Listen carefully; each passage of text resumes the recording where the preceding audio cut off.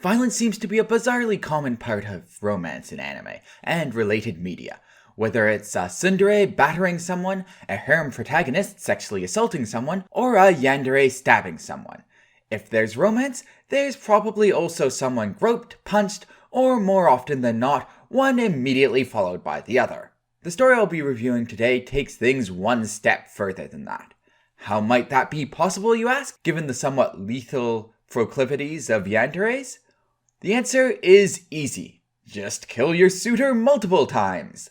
Ladies and gentlemen, may I present my review of Mage and Demon Queen.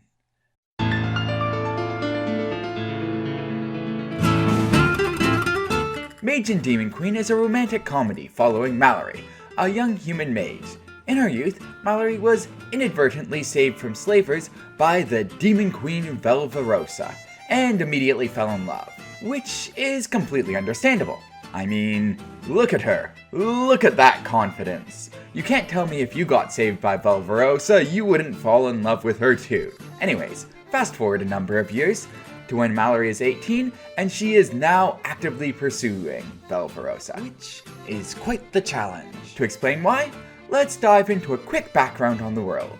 Mage and Demon Queen is set in a fantasy world with some RPG-like rules.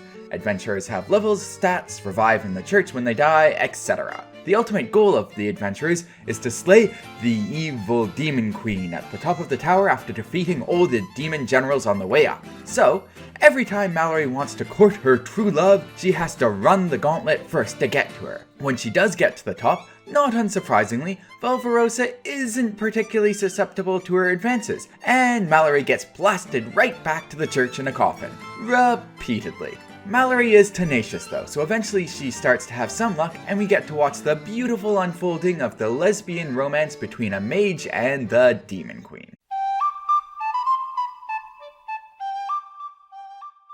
So, Mage and Demon Queen has done this interesting thing, where it's full of fan service, but I don't find it trashy. Now, maybe that's because I'm weeb trash myself and have lost any sense of good taste, which is probably true, but I think it's more than that. You see, while Mage and Demon Queen has no qualms about showing off good-looking characters with ample assets, it does that in a way that's respectful to them.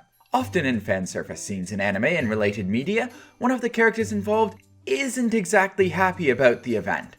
Mortified or furious are probably better adjectives to use. At best, they're oblivious, which I guess is only slightly better. In Mage and Demon Queen though, while there is ample anger from Velverosa, the demon tsundere, when it comes to fan service, generally both the characters seem pretty happy about it.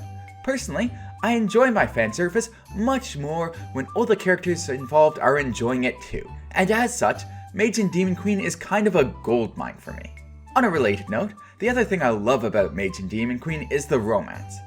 Oh my god, Mallory and Vel's relationship is so cute. They have this great chemistry, where they take turns playing the straight man to each other's antics, only to dissolve into both being complete goofballs. While things start off a bit rocky between them, once they get past the homicide stage of their relationship, things progress quite quickly, and the story moves well beyond the will they won't they point, and on to all the awkwardness of early dating. Watching Mallory and Vel sort through their relationship problems and gradually become more confident warms my heart and has me cheerleading their relationship all the way through. And I'm not the only one cheerleading. This story is hilariously self-aware, and one of its characters, the Demon General Malathea, is shipping Mallory and Vel in the exact same way we the readers are. She's even writing fanfic about them. It's kind of odd to make a character relatable by making them squee at all the same moments as the audience, but it works pretty well. Generally, the humor of Mage and Demon Queen is solid throughout. The author has a knack of making characters that are eccentric but not annoying, and watching weirdos bounce off each other is my style of humor. Both the dorky protagonists and the quirky side cast frequently had me laughing out loud while reading this. So, I'd have to say my only major complaint with this story is the world building. To be fair, this is a romantic comedy, and you aren't exactly coming to it for a deep world with a complex history. But since Mage and Demon Queen nails the whole rom-com thing, I have to nitpick where I can. Anyways, the world of Mage and Demon Queen has the fairly standard, long-standing war between humans and demons. Defeat the evil demon lord thing, with the twist that, hey, the demons aren't actually all that bad, that is so commonly used, it's hardly out of the ordinary. Beyond that, our protagonist attends what is essentially magical high school, another commonly used trope. And of course, RPG mechanics are a thing in this world because that's the in thing to do in stories nowadays. To a large extent, it feels like the author tried to make a world as familiar as possible to anyone into anime and the related media, so they could say, yeah, you know how this thing works, and then not put in any more effort. The whole, you can pay the church to revive you, is kind of a cool concept, but the ramifications are barely explored. We get a priest starting to explain some of the rules related to the system, and then he gets smacked with a bag of money which promptly discontinues that discussion. That event is emblematic of how any of the potentially more interesting aspects of the world get treated. They get brought up briefly, and then are promptly ignored. This lack of proper world building hamstrings the ability of the story to make the readers care about anything other than the romance of the main characters. Mage and Demon Queen does actually have what is shaping up to be an interesting plot outside of the romance. But since the world is kind of boring, it makes it hard to care about what's happening to it. As I said before, this isn't too important because it doesn't prevent Mage and Demon Queen from being a great rom-com. But it does mean that it has definite room for improvement in the fantasy department.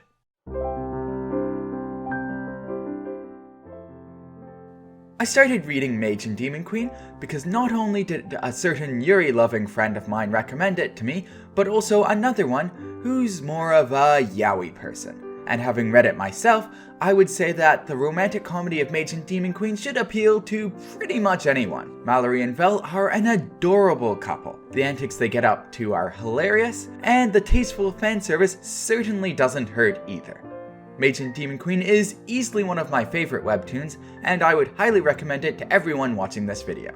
At the time of recording, 126 chapters of Mage and Demon Queen are out and can be read for free on Webtoon's site. If you've already read Mage and Demon Queen and are looking for another webtoon in this vein, I would recommend The Remarried Empress, another romance set in a medieval-esque fantasy world with forbidden love, although it is a fair bit more serious and het. Alternately, if Yuri's the main draw for you, I would recommend Heart of the Woods, a super sweet Yuri VN with fairy tale vibes. Anyways, thank you for listening. I hope you enjoyed this video.